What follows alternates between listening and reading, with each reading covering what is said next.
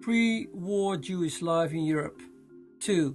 The Jews of Berlin, representing the history of Jews in Germany. After the Edict of Hardenberg in 1812, Jews were given more rights in the light of the French Revolution, spread by Napoleon's victories in Europe. Berlin became in all aspects the center of the Enlightenment, with a growing Jewish community. But after the defeat of Napoleon in 1815, the edict was annulled and the Jews were again dependent for their equal rights on the goodwill of the German rulers.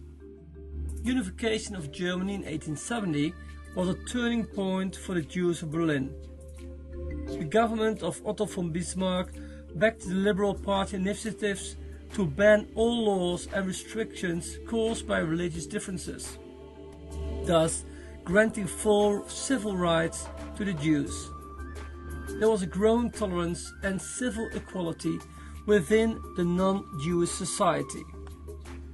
Not only the German society but also the Jewish community of Berlin itself was changing in the 18th and 19th century. Moses Mendelssohn called for the modernization of Judaism. He said, "Be a human being in public, be a Jew in your home." He worked on true assimilation of the Jews and acculturation of German Jews into modern society. His Reform Judaism made it for Jews possible to work in all kinds of commercial, industrial, scientific, but also cultural and political professions. The Jews felt not only part of German society, but also as representatives of the true German spirit. Within the German society, anti-Semitism was still apparent, and not only among extremists. Traditional anti-Semitism was based on religion, but in the light of modernity, it now was based on nationality and race. Politicians used it to gain followers as it was widespread and accepted by the masses. The Jewish question was put on the agenda. Anti-Semitism was part of the German culture. The Jews tried to keep their faith in liberalism and their complete acculturation into German society, hoping it all would pass. But it did not pass. Even though the Berlin Jews were celebrating the outbreak of World War I in August 1914 with other Germans and also fought with them side by side in the trenches, after Germany's defeat in November 1918, the Jews were blamed. They were seen as the November criminals, stabbing Germany in the back and bringing about the shameful surrender. Still, within the Weimar Republic, the Jews were equal under the German law. But the economical and social crisis between the two world wars had their effect on German politics. On the 30th January 1933, the anti-Semitic political party NSDAP of Adolf Hitler came to power. This was the beginning of an extreme change within German Jewry, and it bursted that German-Jewish symbiosis bubble as a major illusion. The Berlin Jews were largely acculturated and regarded themselves as loyal German citizens of the Jewish religion. Walter Rathenau's attitude toward Judaism was equivocal. In 1897 he published an article called Höre Israel, which was a strong plea to German Jews for total assimilation. Later he showed respect for the intellectual, ethical and economic achievements of Jews, but only because of their general value for humanity.